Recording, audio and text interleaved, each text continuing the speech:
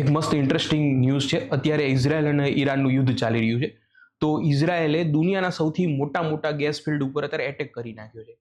હવે કન્ફ્યુઝ ક્યાં થવાય છે કે એના બે નામ છે અને બંને નામ આપણે સમજવા જરૂર છે. પરીક્ષા પૂછી નાખે તો ક્યાં તો સાઉથ પાર્સ અને નોર્થ પાર્સ ગેસ ફિલ્ડ એના બે નામ છે. કેમ છે?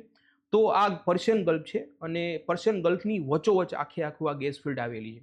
આપણને ખબર છે કે ભાઈ કોઈ પણ દેશની દરિયાઈ સીમા હોય એ 12 નોટિકલ માઇલ સુધી જે તે દેશની સોવરેનિટી હોય છે અને 200 નોટિકલ માઇલ સુધીનો વિસ્તાર હોય ત્યાં વધારે પડતી બીજી એને આર્થિક ગતિવિધિ કરવાની છૂટ હોય છે. આ આખી ગેસ ફિલ્ડ છે એ વચ્ચોવચ્ચ છે. તો 200 નોટિકલ માઇલ સુધીનો વિસ્તાર ઈરાનથી ગણીએ તો થોડો ઘણો ભાગ એની પાસે આવે છે અને થોડો ઘણો ભાગ કતરથી ગણીએ તો 200 નોટિકલ માઇલ સુધીનો વિસ્તાર એની પાસે આવે છે. હવે કન્ફ્યુઝ ક્યાં થવાય સમજો. કન્ફ્યુઝ એ થવાય છે કે એના બે નામ છે. એક છે સાઉથ પાર્સ અને બીજું છે નોર્થ ડોમ. હવે જે ખરેખર આ નોર્થમાં છે ને આ સાઉથમાં છે, જોજો તમે. હવે નોર્થ વાળાનું નામ છે સાઉથ પાર્સ અને જે સાઉથ વાળાનું નામ જે છે એ નોર્થ ડોમ છે. એવું કેમ છે? કારણ કે ઈરાનની સાઉથમાં આવેલું છે તો ઈરાન વાળાએ કીધું આપણે એને સાઉથ પાર્સ કહીશું. કતર વાળાએ કીધું કે અમારી નોર્થમાં છે, અમારી ઉપર છે, તો અમે એને શું કહીશું? અમે નોર્થ ડોમ કહીશું.